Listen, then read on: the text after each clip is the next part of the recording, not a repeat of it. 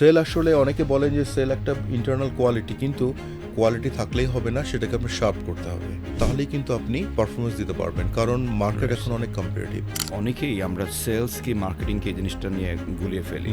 লেখা আছে marketing executive, কিন্তু সে আসলে গিয়ে বিক্রি করতেছে। রাইট।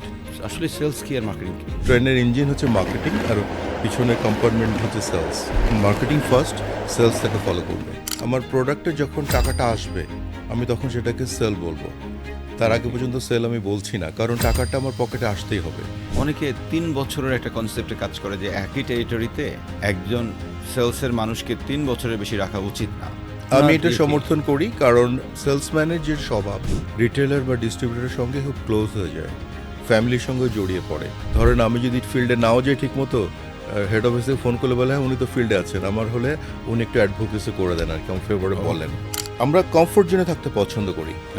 ইভেন মোটরসাইকেলে থাকে সেলস অফিসাররা, দোকানের সামনে গিয়ে মোটরসাইকেল থেকে নামেও না। যখন আপনার জানার ইচ্ছাটা বন্ধ হয়ে যাবে তখন কিন্তু আপনি ব্লক হয়ে গেলেন। আর এগ্রিকালচার মার্কেটটা আমি বলবো এখানে নলেজ ইজ ফার্স্ট, এবং তার হচ্ছে সিনসিয়ারিটি। বাংলাদেশের 7 কোটি কৃষকের কাছে মোবাইল ফোন আছে, সেই 7 কোটির মধ্যে 5 থেকে 5.5 কোটি হচ্ছে স্মার্টফোন আছে। আপনার কাস্টমার কোনো কোশ্চেন করতো না, এখন কাস্টমারের বার্গেনিং পাওয়ার অনেক বেড়েছে, তার সোর্স অফ ইনফরমেশন অনেক বেশি। চ্যালেঞ্জ হচ্ছে আমাদের সেলস পিপুলদের, আমরা যেটা করি জয়েন করার পরের দিন 1 সপ্তাহের মধ্যে বলে আপনি সেল করে নিয়েছেন, দিস ইজ ইউর টার্গেট, এবং এইখানে একটা সেলসম্যানকে আমরা ডিস্ট্রয় করে ফেলি। আমি আশিকুর রহমান, বিগত 38 বছর ধরে বাংলাদেশের কৃষি উপকরণ ব্যবসার সঙ্গে জড়িত ছিলাম, এখন কনসালটেন্ট হিসেবে কাজ করছি। তার আগে ছিলাম একদম ডাইরেক্ট সেলস মার্কেটিংয়ে। এবং স্যারের সাথে ছিলাম আমি ইউসুফ ইফতি, আপনাদেরই মানুষ, একজন সেলসের মানুষ, সেলস লিডারশিপ ট্রেনার।